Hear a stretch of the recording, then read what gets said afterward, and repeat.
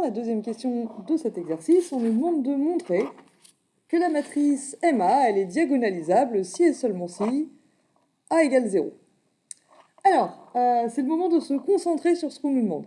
Ici, on nous demande de montrer une équivalence. Il faut qu'on montre que si A égale 0, MA est diagonalisable, mais pas seulement, il faut aussi qu'on montre que si A est non nul, alors MA n'est pas diagonalisable. Remarquez aussi qu'on ne nous demande pas de diagonaliser MA, puisque de toute façon, elle ne sera pas diagonalisable si A est différent de 0. Donc la question, c'est de quelle information j'ai besoin pour savoir quand est-ce que MA est diagonalisable ou pas. Alors, si MA, elle avait 3 valeurs propres distinctes, elle serait forcément diagonalisable. Mais ici, on a une valeur propre double. Vous vous rappelez certainement que c'est ça qui peut éventuellement poser problème. Quand on a une valeur propre double, sa multiplicité c'est 2, et la dimension de son espace propre est comprise entre 1 et la multiplicité, donc comprise entre 1 et 2. Donc c'est soit 1, soit 2.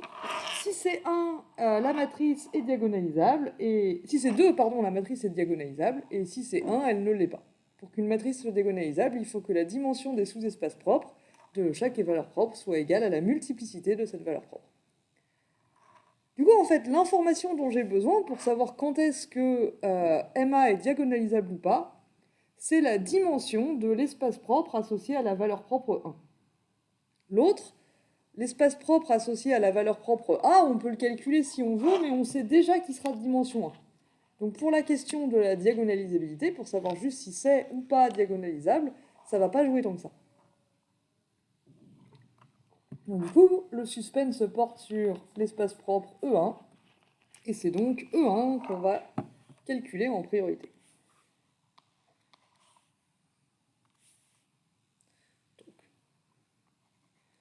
Donc, MA est diagonalisable. Écrivons un petit peu ce raisonnement. Si et seulement si, la dimension de ces sous-espaces propres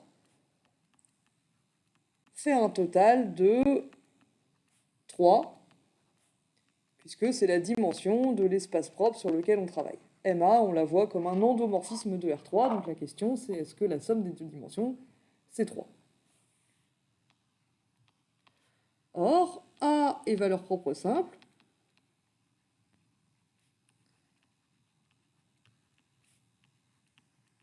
Donc, valeur propre de multiplicité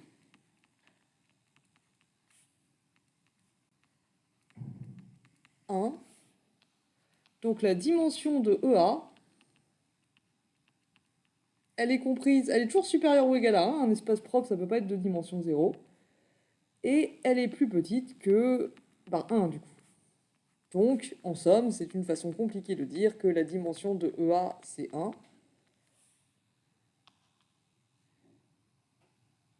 Donc, d'après cette égalité, si on sait que lui, il fait 1, MA va être diagonalisable si et seulement si la dimension de E1, c'est 2.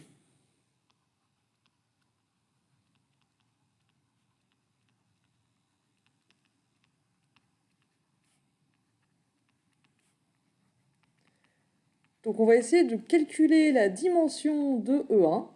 Et ce qu'on s'attend à trouver, du coup, d'après ce que nous dit l'énoncé, c'est que si A égale 0, la dimension de E1, ça devrait être 2. Et si A n'est pas égal à 0, ça ne devrait pas faire 2, du coup, ça devrait faire 1.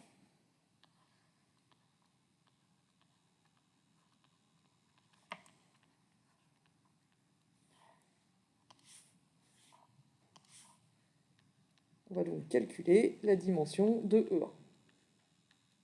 Et on n'a besoin que de ça, remarque. Donc pour le moment, on ne va pas supposer que A est égal à 0, puisque ce qu'on veut voir, c'est aussi le fait que quand A est non nul, ça ne devrait pas être diagonalisable.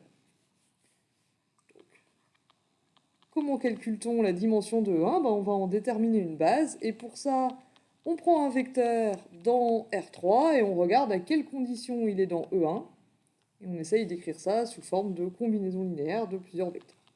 Donc un vecteur, il est dans l'espace propre associé à 1 si ce vecteur est si ce vecteur, du coup, c'est un vecteur propre de E1, ou s'il est nul, c'est-à-dire MA moins 1 fois identité, multiplié par le vecteur U, ça doit faire le vecteur nul.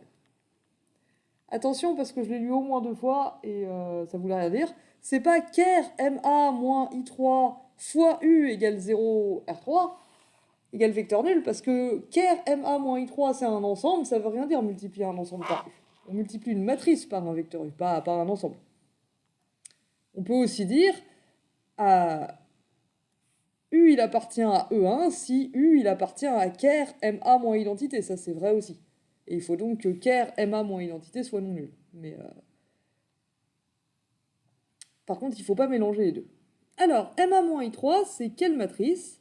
Si vous reprenez la matrice A, vous devriez vous apercevoir que la matrice MA moins identité, elle a pour coefficient A 1 plus A moins 1, A moins 1, 1 plus A, et moins A 0.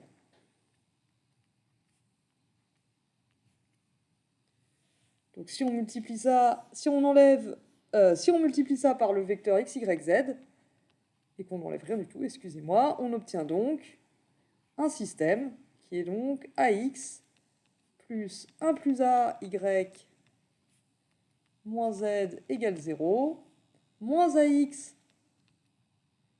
moins Y plus 1 plus AZ égale 0, et moins AX moins AY plus rien du tout Z égale 0.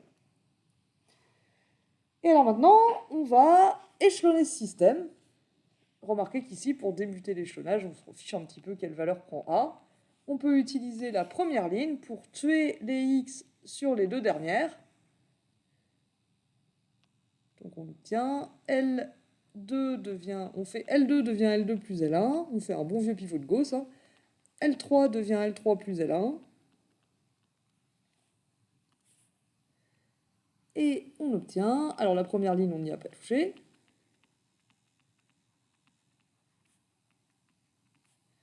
La deuxième ligne, du coup, si je lui ajoute la première, elle devient, donc il n'y a plus de x. J'ai 1 plus AY moins Y, donc il me reste AY. Et j'ai 1 plus AZ moins Z, donc il me reste AZ.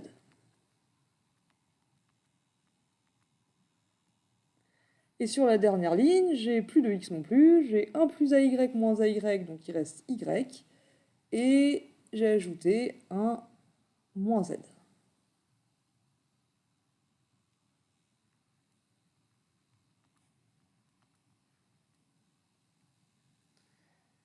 Et j'ai écrit une bêtise ici, n'est-ce pas? En fait, je m'aperçois que sur mes notes, ici, c'est un 1 moins A. Et en fait, là aussi. Décidément. J'arrête pas de faire des erreurs de signe ce soir. Très bien. Alors, du coup, puisque y moins z égale 0, ici, cette ligne-là, en fait, elle est égale... Si y moins z égale 0, alors ay moins az, ça fait aussi 0. Donc cette deuxième ligne, en fait, elle nous dit rien d'intéressant. Et ce qu'on obtient, c'est du coup y égale z. Et du coup, sur la première ligne, j'ai ax plus 1 plus az moins z, donc il me reste ax plus az.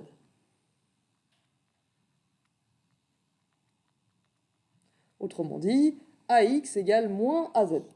Et c'est là que le fait que a soit 0 ou pas devient déterminant.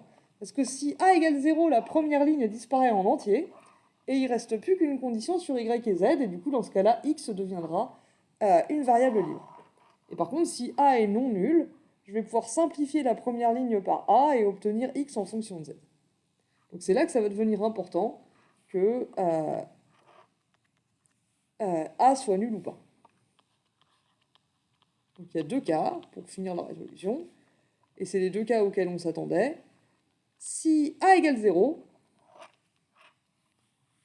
premier cas,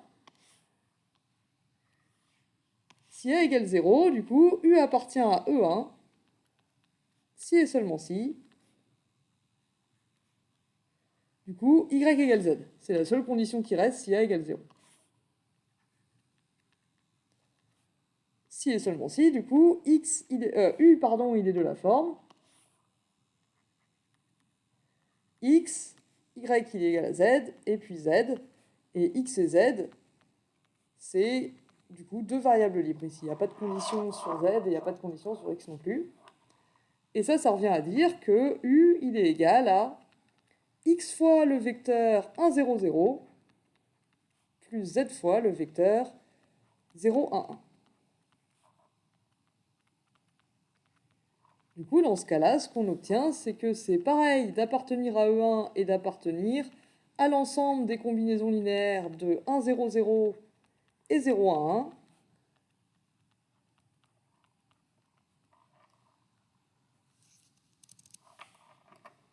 Donc E1, évidemment, c'est cet ensemble, c'est le sous-espace vectoriel engendré par, je vais leur donner des noms, V1 et V2. Donc remarquez, je n'ai pas vraiment besoin de leur donner des noms. 1, 0, 0, 0, 1, 1. Donc ici, ce qu'on obtient, c'est que cette famille de deux vecteurs, elle engendre E1. C'est une famille génératrice de E1. Et c'est une famille libre, puisque ces deux vecteurs ne sont pas collinaires.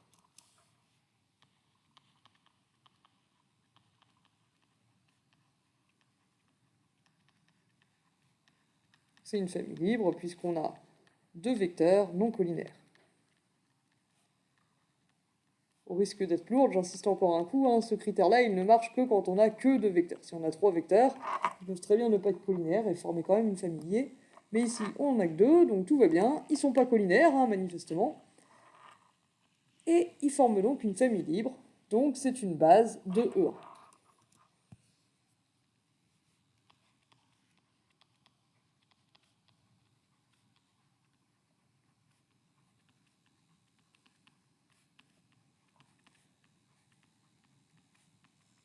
Et donc, ce qu'on a obtenu, c'est que si A égale 0, la dimension de E1, c'est le nombre de vecteurs qu'il y a dans sa base, c'est donc 2.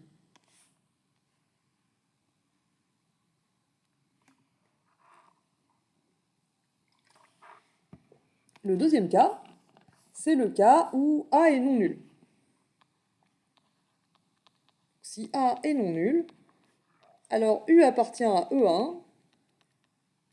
Ça revient à dire, donc si on revient au système là où on s'était arrêté avant de faire la disjonction des cas, ici du coup je peux diviser la première ligne par A.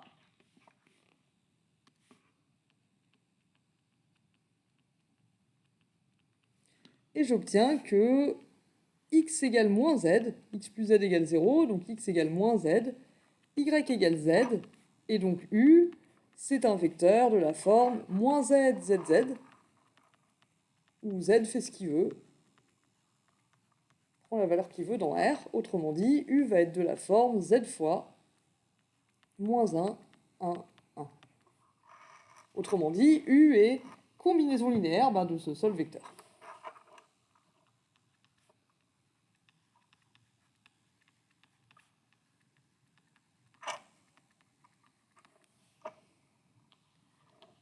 Donc E1, c'est le sous-espace vectoriel engendré par moins 1, 1, 1.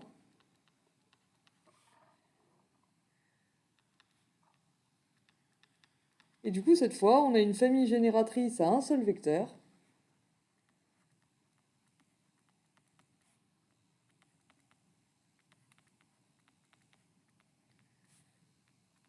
Ce vecteur est non nul.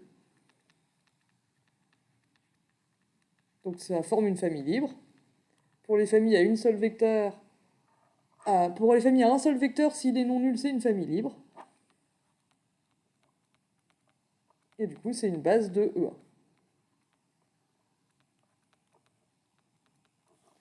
Donc, si A est différent de 0, la dimension de E1,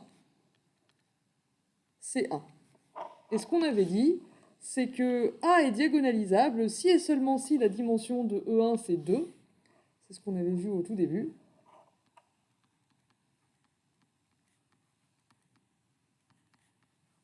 Donc en fait, dans le cas où A égale 0, pardon, c'est MA qui s'appelle la matrice, c'est pas A. MA est diagonalisable.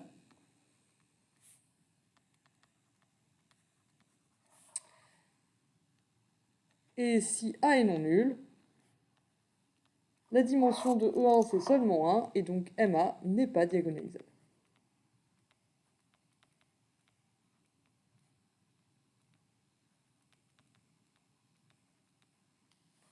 Donc ce qu'on a obtenu, c'est que si A est nul, MA est diagonalisable. Si A est non nul, MA n'est pas diagonalisable. On a donc obtenu ce qu'il fallait obtenir.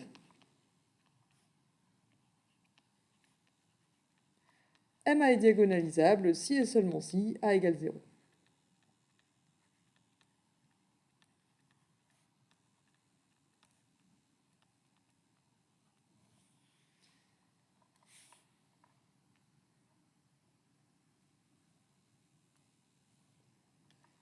Et c'est tout ce qu'on nous demandait pour cette question.